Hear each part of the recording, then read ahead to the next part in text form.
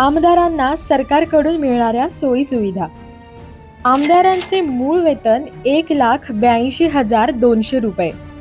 महागाई भत्ता 39,148 रुपये.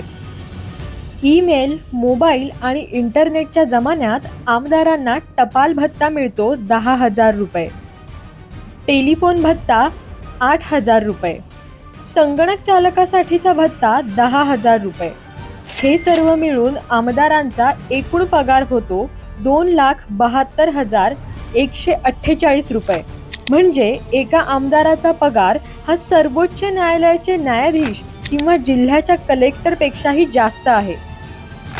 याशिवाय आमदारांच्या ड्रायव्हरला दरमहा 20,000चा पगार सरकारच्या म्हणजे आपल्या खिशातूनच दिला जातो.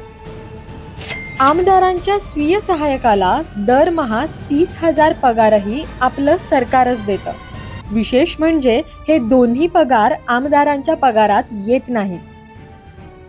त्याखेरीज प्रत्येक बैठकीचा भत्ता 2,000 रुपये. आमदार निधीतून एक लॅपटॉप, एक कम्प्युटर आणि एक लेझर प्रिंटर मोफत. आयुष्यभर एसटी प्रवास मोफत. ठराविक रेल्वे प्रवासही मोफत. राज्यांतर्गत 32 वेळा विमान प्रवास मोफत, तर राज्याबाहेर 8 वेळा विमान प्रवास मोफत.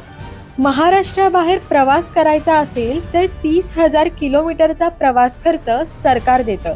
जर आमदाराने गाडी खरेदी केली तर त्यावरचं व्याजही सरकार भरतं. आमदारांच्या खाजगी दवाखान्यातला 90% खर्च सरकार देतं. तर एका आमदाराला सरकारकडून एवढ्या सोयी सुविधा दिल्या जातात. यावर आपली प्रतिक्रिया काय? आम्हाला कमेंट बॉक्समध्ये नक्की कळवा.